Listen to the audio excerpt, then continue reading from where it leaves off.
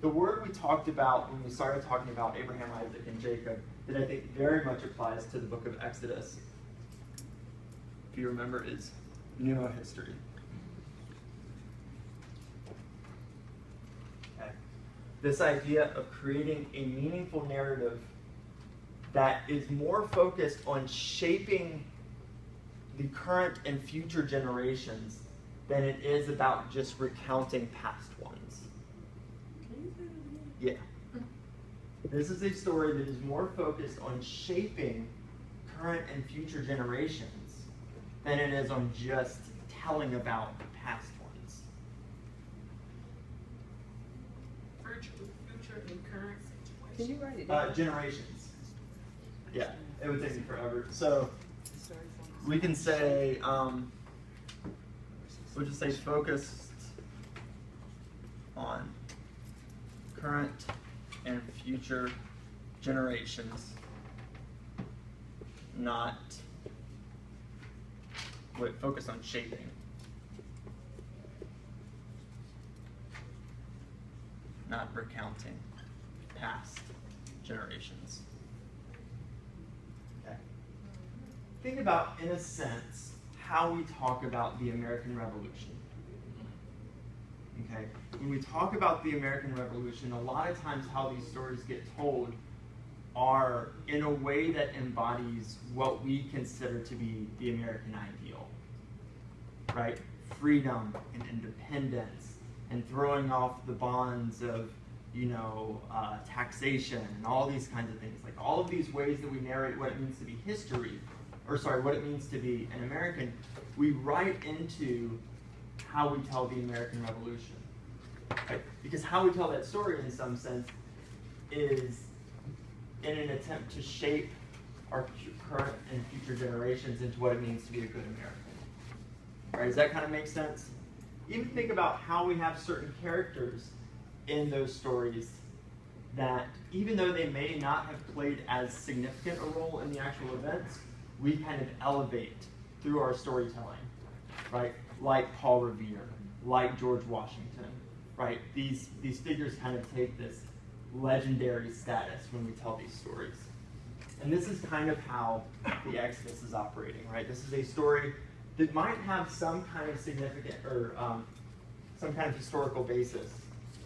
But really the story is being told, in a sense, to shape these future generations to understand who they are and where they came from. Okay?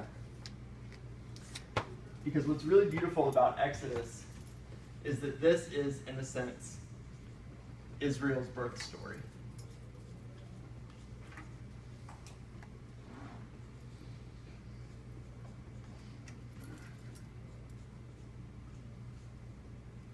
You can maybe think of the book of Genesis as the gestation period, right? But it's really Exodus that we see the birth of Israel. And we see that not just in this kind of broad thematic sense, but in very poignant senses and in very specific allusions that get made in the text and very specific imagery that gets used.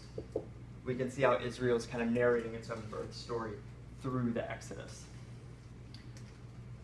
If we were looking at a birth story, what kind of things in Genesis do you think would be relevant to think back to? What kind of things should we keep in mind for thinking, okay, it's a birth story, what kind of themes might they be hearkening back to and using if they're telling their birth story? Conception. Huh? Conception. Whose? Israel. Well, you mean Jacob's? Or, so if we're talking about, remember we're talking about, if they're telling their birth story in Exodus, what kind of themes from Genesis might they be pulling from? Their forefathers. Okay. Yeah, genealogy. So they're going to, let's say, connect back to Abraham, Isaac, and Jacob. Mm-hmm. Good. What else? What else would be, could maybe some themes they could use for a birth story? In the womb. Womb? What kind of imagery do we have with wombs? The grasping of the youth. What's that? Fill and multiply. Be fruitful and multiply. Fill. Okay. Then we've got fruitful and multiply. That's in Genesis. What? Expound on the womb idea for a little bit for me. When the two brothers were in the womb, Okay. Yeah, you had Jacob and Esau in trying the to wombs. gain the birthright. You trying to- struggle. Struggle. Good. Let's think about womb a little bit. What is maybe some imagery outside of the Bible that we can think of with wombs? Safe and warm. Okay. That's fair. Development. Development. I'm gonna throw in this idea, and you can tell me I'm crazy or not. But the idea of water. Okay. Okay. Being born. Also creation, yeah. Oh, okay. I see how it's Right. Okay, so we'll come back to that. Okay. So these are some themes that they're going to be pulling on, and we'll see these pop up. Right? We're going to see some of them today and some tomorrow. Now, another thing to consider when we're talking about why we're looking at Exodus as maybe pneumo history is considering when the book's written. Okay, a lot of the Torah we think was written during the Babylonian exile. Right? Remember we said this. So the people of Israel are in exile, and they're compiling and writing these stories.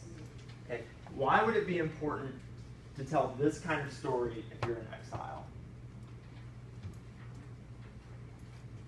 If you're in exile, you're in a strange land, and you need to know where you come from, and perhaps what led up to you being there in exile.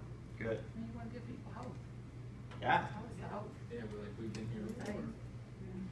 Yeah. So we have this question of identity. Who are we? Where did we come from? Right? Is there hope? Right? We talked about that idea of hope with Isaac. Right? By God providing that land up. Please let there be a way out of this. Right? Good. Yeah. And think about if you are away from your land, right? If you're in exile, those typical ways you have of worshiping and identifying.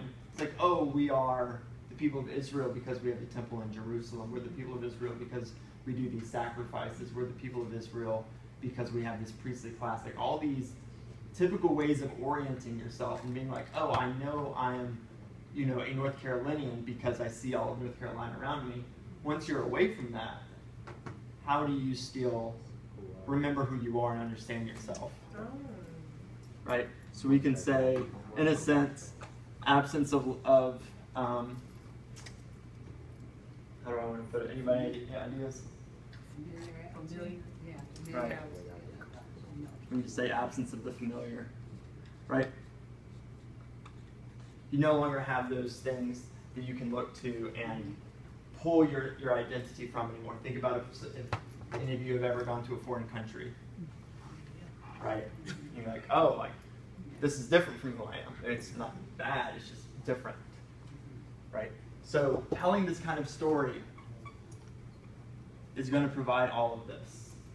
Right? And it's why it's important to tell a story that's not just focused on where you've been or like the past, but making sure you shape future generations in the absence of what's familiar, right? In order to give them hope, in order to shape that identity.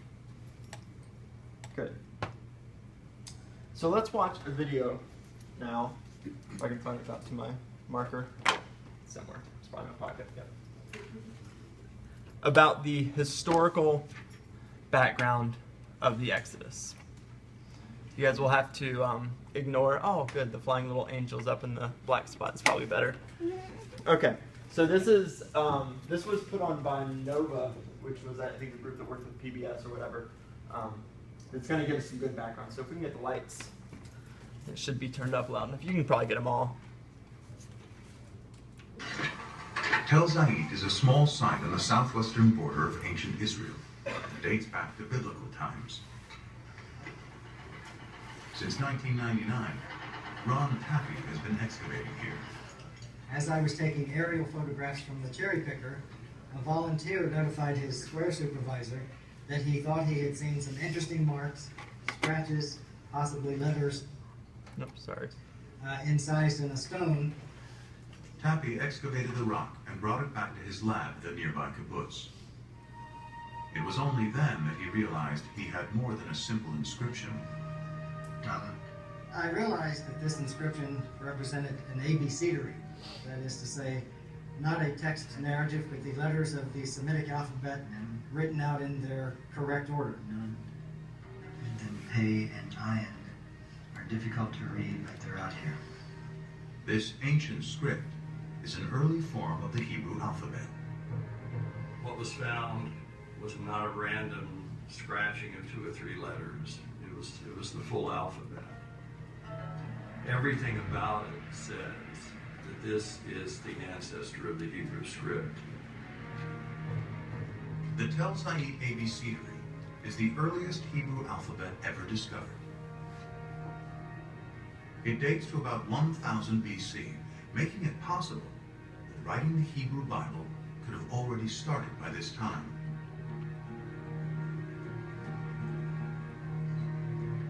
To discover the most ancient text in the Bible, scholars examine the Hebrew spelling, grammar, and vocabulary. The Hebrew Bible is a collection of literature written over about 1,000 years. And as with any other language, Hebrew naturally changed quite a bit over those 1,000 years. The same would be true of English. I'm speaking English of the 21st century, and if I were living in Elizabethan times, the words I choose, the syntax I use would be quite different.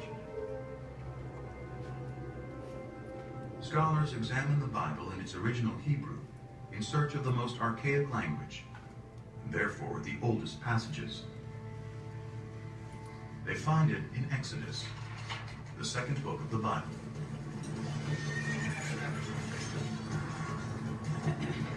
Pharaoh's chariots and his army he cast into the sea. His picked officers are drowned in the Red Sea. Exodus 15:4.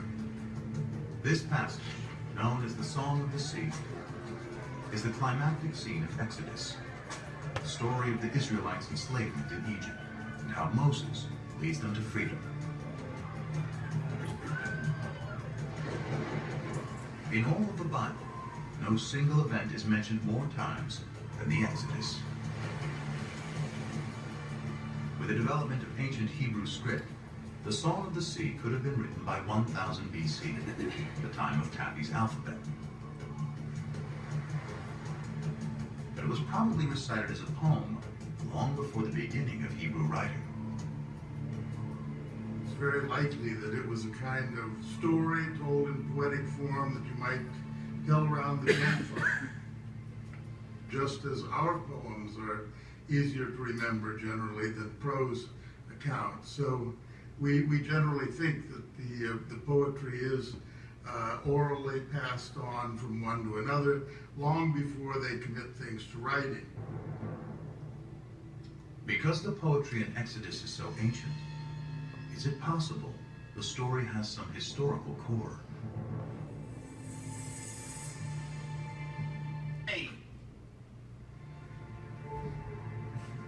I don't know what that was. Here in the eastern Nile Delta of Egypt, in a surreal landscape of fallen monuments and tumbled masonry, archaeologists have uncovered a lost city. Inscribed on monuments throughout the site is the name of Ramses II, one of the most powerful Egyptian rulers. It is Ramses who is traditionally known as the Pharaoh of the Exodus. Ancient Egyptian texts call the city Piramesi, or House of Ramses, a name that resonates with the biblical story of Exodus. The only specific item mentioned in the Exodus story that we can probably connect with non-biblical material is the cities that the Hebrews were ordered to build, and they are named Pithom and Ramses.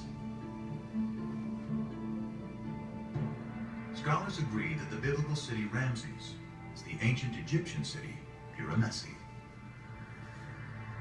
Its ruins are here in present-day Tanis. Most of the Egyptologists identified Piramesi, the Ramses town, with Tanis, because here you have an abundance of Ramesside monuments. This convergence between archaeology and the Bible provides a time frame for the Exodus. It could not have happened before Ramses became king around 1275 BC. And it could not have happened after 1208 BC, when the stela of Pharaoh Merneptah, Ramses II's son, specifically locates the Israelites in Canaan.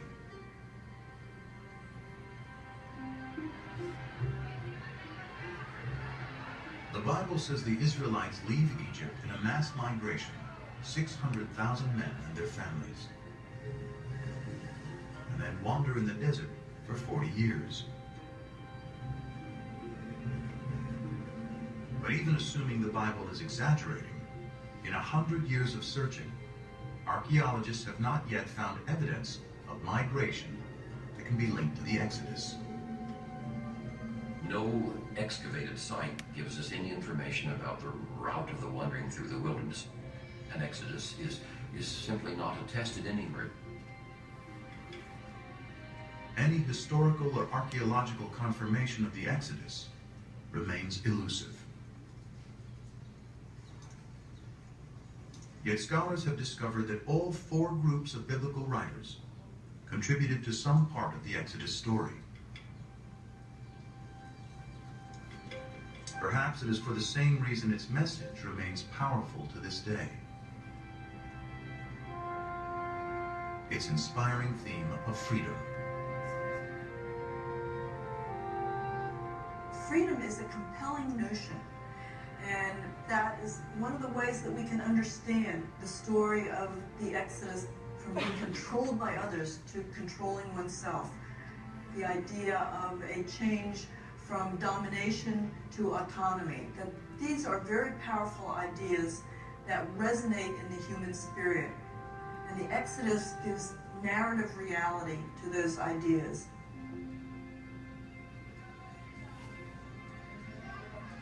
Cool. Okay. Gonna grab that light.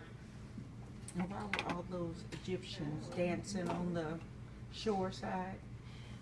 Oh, those were not Egyptians. Those were Hebrews. I mean the Hebrews. Why were they all blonde? Because white people like to paint white people. That's pretty much what it comes down to. They all blonde. Yeah. You know that Carol Myers? Yeah, so that Carol Myers, I actually don't know her. She's the one who coined this phrase, this pneumohistory phrase, as far as referring to the Exodus as pneumohistory. Okay, so as that video pointed out, there is pretty much no historical evidence that we have yet found of the Exodus.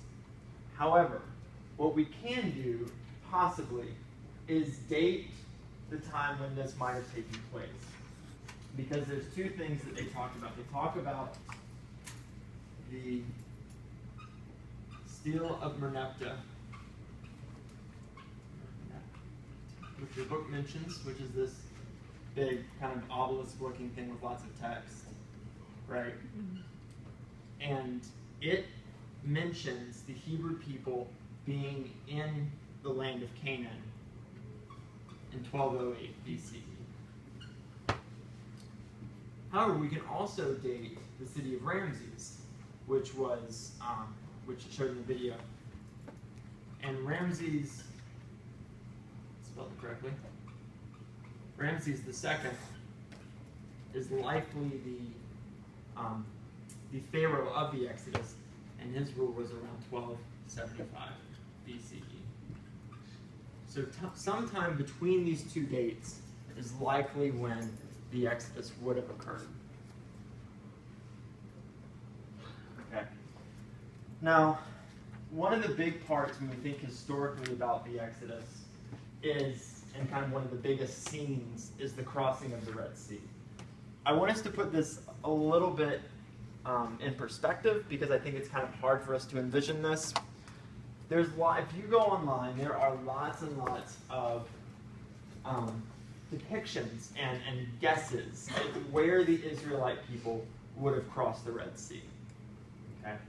Here's one example. This is, you see here we have the Gulf of Suez and the Gulf of Aqaba, and here's the Red Sea proper. So this is a very conservative reading of the text, right? Saying, well, if they're going to cross the Red Sea, as it says in the text, we need to have them crossing down here, right? There are other possibilities, right? This one has them crossing the Gulf of Suez far in the north.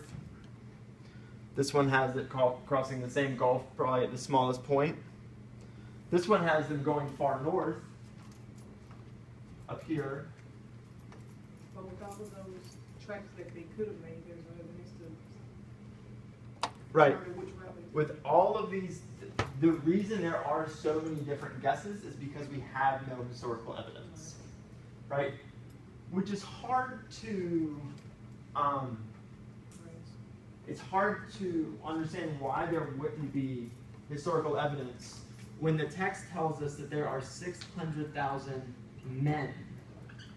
Maybe it didn't happen. What's that? What's that? I said maybe it didn't happen. Well, Could be a wheel. it could be, or just a story, and we'll see how the story may operate. But it's just hard to imagine 600,000 men, not including families and your wives and children, not leaving some kind of evidence of this trek.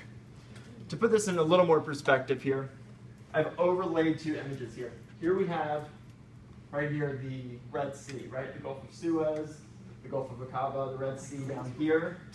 Here's Greensboro, here's Burlington.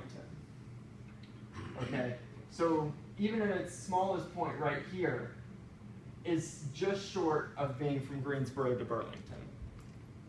So that being just one part of that journey of crossing the Red Sea, right? This is, if this is a historical event and is trying to portray a historical, I guess, a historical event, this is very hard to kind of stomach it actually happening. Just kind of crossing this, in a short span of time. Okay, but it's good to put this in focus because we see the Red Sea here. I mean, that's going to be an immense undertaking to just walk across this. Okay, so maybe there's some other ways that this idea of crossing the Red Sea is going to function, and we'll look into that when we get there. Okay.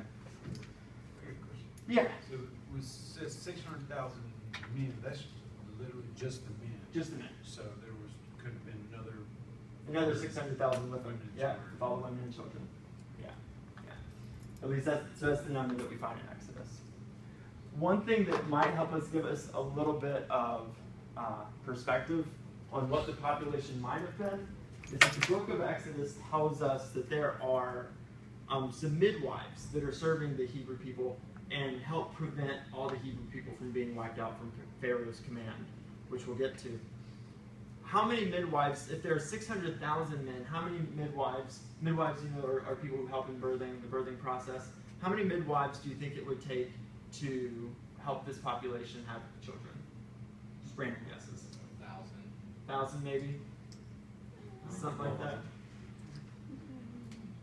The number we get in Exodus? 2. Oh, wow.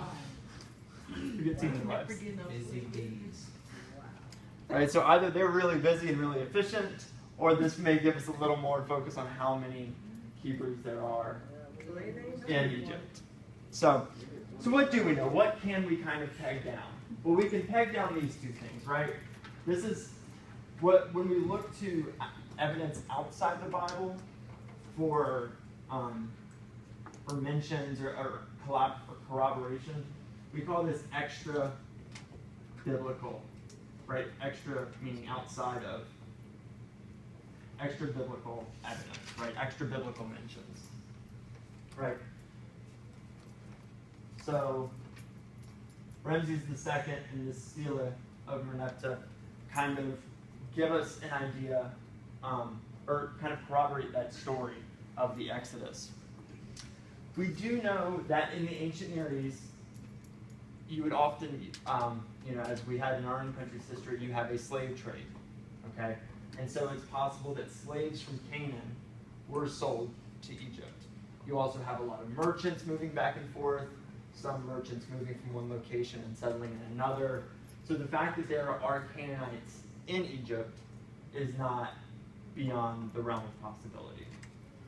And we even do have mentions in some Egyptian texts of people leaving Egypt. We don't have any evidence of anything that says a mass migration, a huge number of people, but we do have evidence of groups leaving and of that being recorded in their text. The kind of predominant theory, and we'll get into this a little bit when we start talking about Joshua and Judges, is that a people from Egypt, so I guess Egypt is over here, left and joined with a group of people in the hills to the east of Canaan and moved into that territory and kind of shared these stories together. Think of it in the same way that for some people, you know, when we tell the story of Columbus coming over, we have the story of the Mayflower.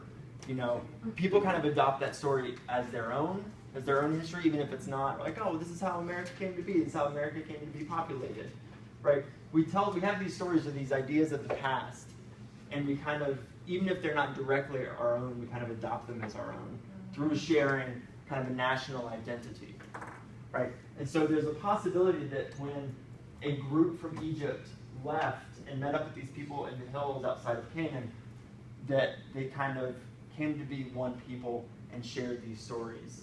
And that's maybe how the Hebrew people, the Israelites, came to be. But we'll get into that later with Joshua and Judges.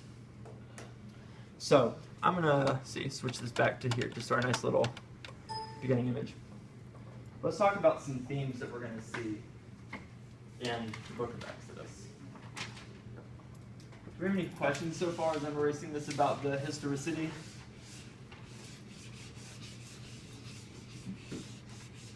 Not yet? Okay. All right. What are some themes we're going to see? Okay. One theme that we'll see is bondage and deliverance, right? This makes a lot of sense. All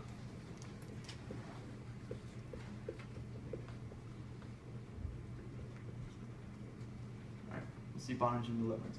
What's really interesting, if we take the Exodus as Israel's birth story, is that it starts so completely different from almost any other birth story from any of the other cultures.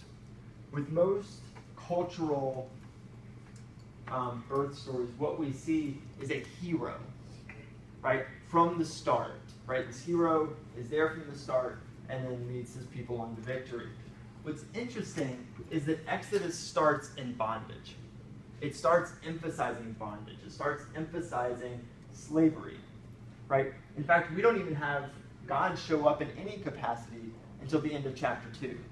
We get pretty much 2 full chapters where God's not even on the scene, and Moses is only kind of a baby, right? So it starts very much emphasizing this slavery. What we'll also see is God's power versus Pharaoh's power.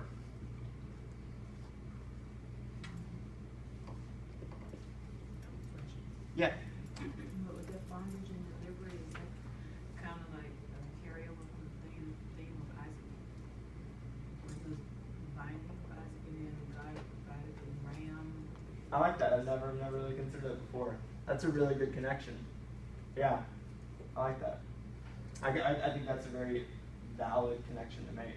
You know, because we talked about the idea of Isaac standing for the self-identity of Israel, and if Israel's narrating its own beginnings as this move from bondage to deliverance, we can see that as well in Isaac.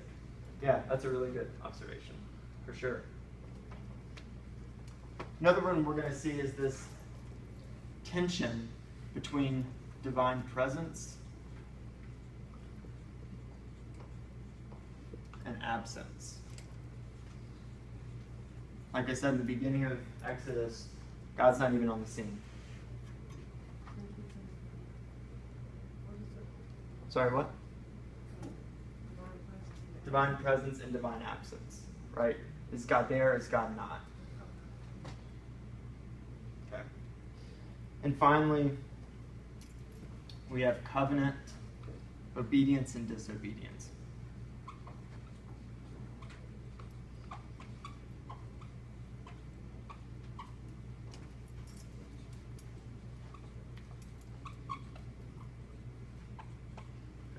So these are kind of our four major themes that we're going to see popping up in the book of Exodus. So let's check some of these out. I'm going to go ahead and pull up our nice little Bible browser that gives me the NRSV online here. And we're going to go to Exodus. We're going to get some verse numbers because that'll help us out. Okay. So, as I said, Exodus begins with bondage. Is this going to work?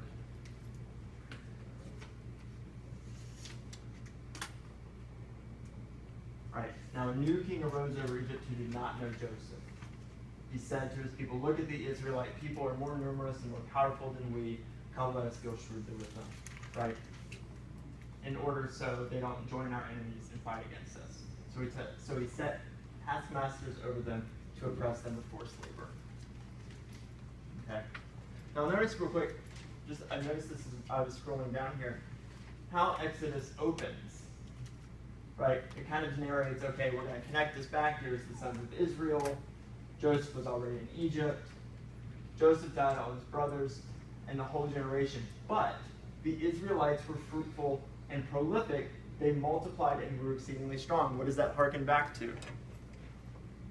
What does that remind you of? Yeah. Being fruitful and multiplying.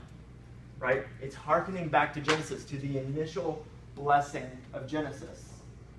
And what we see is that the text quickly sets up the Egyptians and Pharaoh as ones who are thwarting that promise. Right? They put taskmasters over them to oppress them with forced labor. And then a little bit later, we get the story of the Pharaoh ordering all children to be killed. Okay? So, trying to thwart this fruitfulness, this multiplying. Okay? And so here we start to see how the text is going to set up this tension or this conflict between God and Pharaoh. Because God has given this blessing to be fruitful and multiply. You have the Israelites doing that, and then Pharaoh says no. Okay. So here we have our two midwives. It says to the Hebrew midwives, one was Srifra and the other was Puah. Right? There's our two midwives for apparently 600,000 families. Okay. And we have this command: if it is a boy, kill him. If it's a girl, she shall live. Right? You can't have children if you don't also have boys. Right? And boys are going to be much more likely to fight than girls. So if we just off the boys, we'll be fine. It's kind of the rationale there. So here we have, just in the beginning, this idea of Pharaoh's power being highlighted, right? Pharaoh can offer this command, and Pharaoh can order this murder. And though we don't have God on the scene yet, what we do have, I just had a question about the midwives. Uh-huh. Like, since the text thought it was important enough to actually give them names, Mm-hmm. I was wondering if their names meant something. I'm not sure, honestly. I'm not sure what their names are. I can look that up. Okay. 'Cause that would be interesting. But yeah, I'm not sure what their names mean. But speaking about those midwives, what's interesting is, like I said, even though we don't have God on the scene, we do have women on the scene, and we have a lot of women, and women are highlighted in this first bit of Genesis, which is really interesting given kind of the cultural role that women usually have, and you just got done talking about the patriarchs and oh, I mean, great. But we have God's activity in the story kind of preceded by and being anticipated by the saving act of 5 women. Right? We have 2 Hebrew midwives who are not going to do what Pharaoh says. We have Moses' mother and his sister who set him in a basket and sent him down the river to save his life. And we even have Pharaoh's own daughter picking Moses up out of the river. Right? She's not stupid. She sees he's probably a Israelite because he's been circumcised. And he's not However, blonde. Huh? And he's not blonde. And he's not blonde because apparently Egyptians are blonde. Yeah. And yet she spares his life. Right? So we have God's own activity in the story being preceded and anticipated by the act of women. which is a very interesting thing to see in ancient Near Eastern literature. Okay? But we do have God showing up at the end of chapter 2, and I think it's an important point to look at as far as how he comes on the scene. So down here we have, if you look at verse 23 here. After a long time the king of Egypt died, the Israelites groaned under their slavery and cried out. The two other important times that we've seen something crying out are Abel's blood and the people against Sodom and Gomorrah. In both of those times, because of the cries of humanity, or of a dead human, God responds. And we see that here too. Out of the slavery, their cry for help rose up to God. God heard their groaning and remembered his covenant with Abraham, Isaac, and Jacob. Here we have the narrator of Exodus connecting this story back with what we know from Genesis. Right? Very intentionally saying, look, this God that is showing up on the scene, this deity that we are going to be talking about, is the same God as the God we've been talking about. Right? This is not some different God. This is the God of Abraham, Isaac, and Jacob. And it's like God looked upon the Israelites and took notice of them. The Hebrew here is actually a little more vague. It doesn't say that God took notice of them. It just says God knew. Right? Now, to know can mean to like notice, to make note of. It's actually the same verb that gets used for sexual relations. It's the same verb that gets used for they see and do not understand. Right? So this is the kind of portrait of God we are getting first in Exodus. And it's important to realize when we're reading a story how characters get introduced. Because how they get introduced is going to set the stage for the kind of rest of the narrative. Right? Jacob gets introduced gripping his brother's heel. That sets the stage for his whole narrative, right? Mm-hmm. So here we have a God who hears. And not only hears, but he responds to that through remembering. And he looks. We have a God here who is very concerned with people. Right? Who takes pity on people. Right? Who, through looking upon them, knows. Right? This is not a God who is purely concerned about worship. Right? Which is very different from the gods we see in the ancient Near East. Yeah. Sorry. I was like, I heard it. Yeah. Okay, that number 24? Yeah. God heard their groan. Okay. Remember when you told us about how Isaac, one thing that Isaac said was he prayed for his wife. Mm-hmm. God heard, and then she became a mother. And so that's that, and I just forgot the other one. That's okay. Well, no, but it's again that kind of, we're tying in this character to the character that we've been talking about. This is not a different God who has a different character. We're talking about one of the same, who's exhibiting the same kind of traits, right? The trait of hearing and responding, the trait of especially hearing the cries of someone, right? You can imagine, if you are a barren wife in that culture, your speaking to God would very much be crying out. So your praying would very much be crying out. Good. In the attempt to connect this story that we're going to be reading in Exodus to the Genesis accounts, the text isn't going to stop short of making this point over and over and over again. You get this phrase, let me see, the God of Abraham, Isaac, and Jacob, you get that 4 times in a little over 1 chapter. Right? If we look down, yep.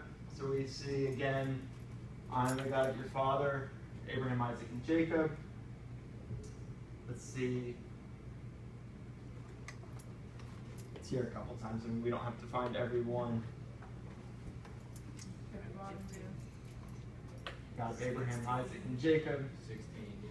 God of Abraham, Isaac, and Jacob. Verse right? They're really bringing home the point. It says God of ancestors. That's a little vague, but then it gets clear again in chapter 4, the God of Abraham, Isaac, and Jacob. Right? The text is making this point again and again and again. Look, this is the same God. Right? If you go to the Israelites, say, this is the one who's doing this work. This is not another deity. And remember, we're living in a polytheistic society, so it's good to make this point clear.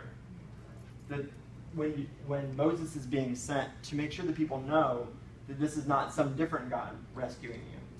Right? This is not some Egyptian God or Canaanite God or Babylonian God. This is the God of whom you have a very special connection to, a very special covenant connection to. And this all happens within what is called a theophany. And a theophany is a divine self-revelation.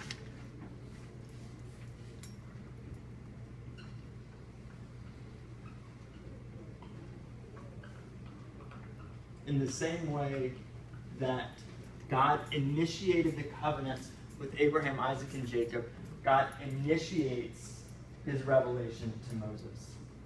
Right? Calls to him from a burning bush that the text tells us is on fire but is not consumed. Right? And so we kind of have this idea of divine presence and absence. God is in the bush, is speaking from the bush, but God is not in the bush. Right? God is not confined to that space. And so kind of this tension, even there in that fire, of God being present but not being present, right? We just hear this divine voice. It's later that we'll see God showing up on the mountain with Moses, and Moses has to look away because he can't see the divine face or he'll die. But here in this burning bush, in this theophany, we have kind of this tension that we talked about, this divine presence and absence. And what God reveals to Moses in this theophany is not just this connection to Israel's past, but it's also what God has planned for the future. Right? God tells Moses that he has a plan for the Hebrew people and for them to be set free, that he will confront Pharaoh and will lead his people into freedom. Right? So those two things are going side by side in this theophany. I am the God of the past, and I will be the God of the future.